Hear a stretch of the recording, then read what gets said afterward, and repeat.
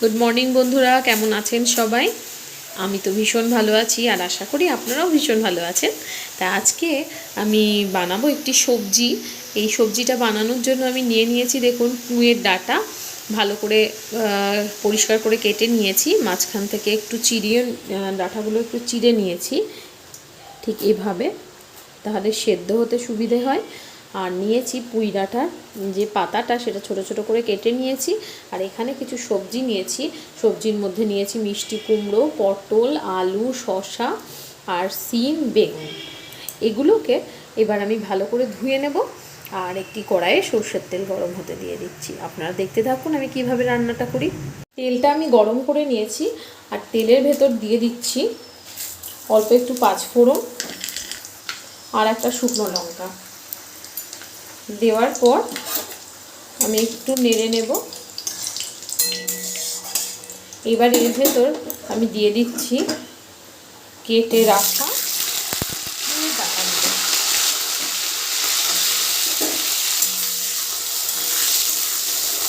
পুঁই ডাঁটাটা একটু ভেজে নিতে হবে।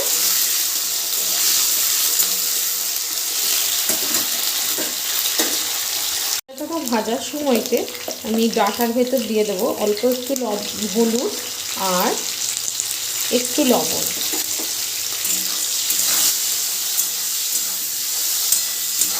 ডাঁটাটা আগে একটু ভেজে নিলে পুঁই ডাঁটাগুলো খেতে ভীষণ টেস্টি লাগে।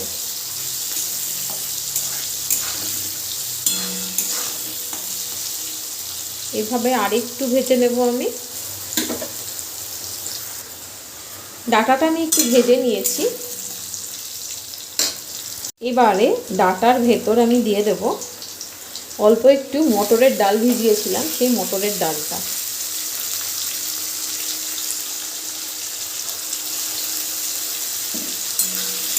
মটর ডালটা দিয়েও একটু নেড়ে নেব।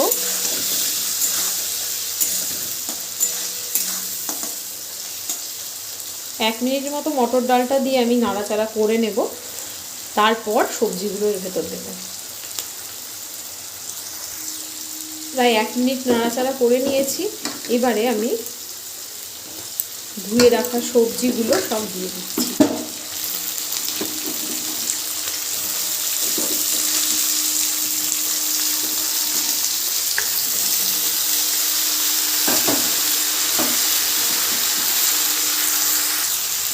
সমস্ত সবজিগুলো দিয়ে খুব ভালো করে মিশিয়ে নেব।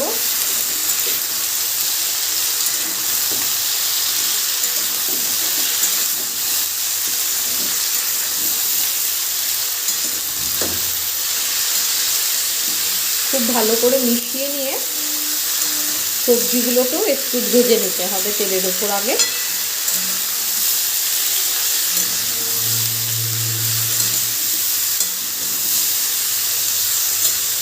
এবারে একটা ঢাকনা দিয়ে দেব যাতে সবজির থেকে যে এক্সট্রা জলগুলো বেরিয়ে যায় আর সবজিটা খুব ভালো করে ভাজা হয়ে যায়। সবজিটা একদিকে ভাজা হচ্ছে আর একদিকে আমি এই সবজির জন্য যে মশলাটা নেব সেটা রেডি করে নিই।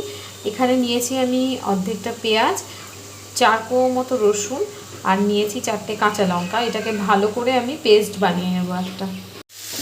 সবজিটা আমার ভাজা হয়ে এসেছে আর এদিকে মশলাটাও আমি রেডি করে নিয়েছি। এবার সবজির ভেতর আমি মশলাটা দিয়ে দেবো। মশলাটা দিয়েও খুব ভালো করে নেড়ে নিতে হবে।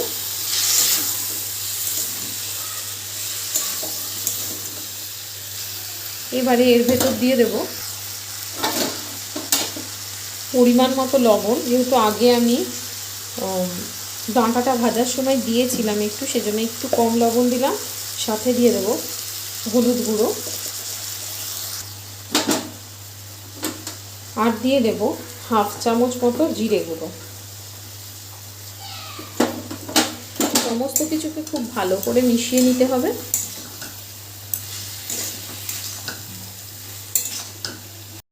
মশলার সাথে সবজিটা খুব ভালো করে মিশিয়ে নেব।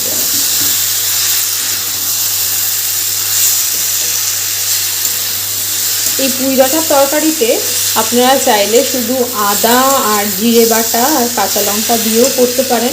আমি এখানে পেঁয়াজ আর রসুনটা ব্যবহার করেছি, আপনারা চাইলে সেটা স্কিপও করতে পারেন। মশলার সাথে সবজিটাকে খুব ভালো করে আমি কষে নিয়েছি। এইবারে এর ভেতর দিয়ে দেব ছোট ছোট করে কেটে রাখা পুঁইয়ের পাতা।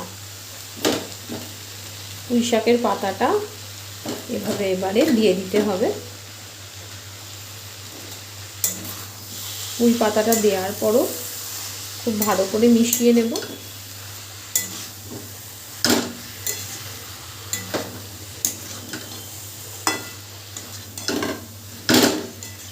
মিশিয়ে কিছুক্ষণ আমি ঢেকে রাখবো।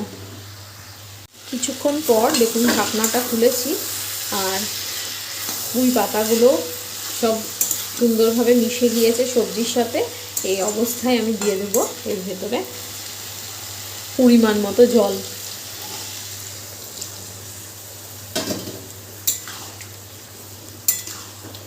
জলটা দিয়ে খুব ভালো করে নেড়ে নেব।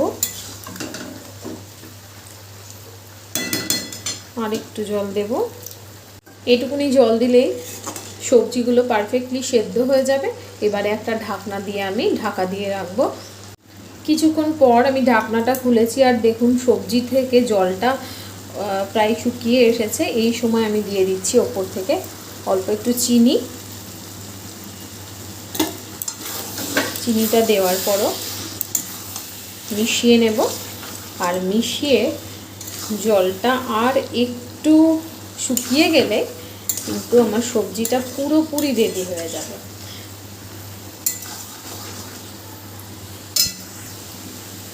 এবারে কিন্তু সবজিটা পুরোপুরি রেডি হয়ে গেছে। এবার আমি গ্যাসের ফ্লেমটা বন্ধ করে দিচ্ছি। তাহলে বন্ধুরা কীরকম লাগলো আমার এই সবজি রেসিপি অবশ্যই কিন্তু আমাকে কমেন্টস করে জানাবেন। আর ভাত কিংবা রুটির সাথে এই সবজিটা ভীষণই ভালো লাগবে খেতে। অবশ্যই আপনারা বাড়িতে একবার ট্রাই করুন। আর আমার রেসিপি ভালো লাগলে আমার চ্যানেলটি সাবস্ক্রাইব করে পাশে থাকা বেল আইকনটি প্রেস করে দেবেন নতুন নতুন রান্নার নোটিফিকেশান সবার আগে আপনার কাছে পৌঁছে যাওয়ার জন্য। তাহলে আজকের মতো টাটা, আবার আসছি নতুন কোনো রেসিপি নিয়ে।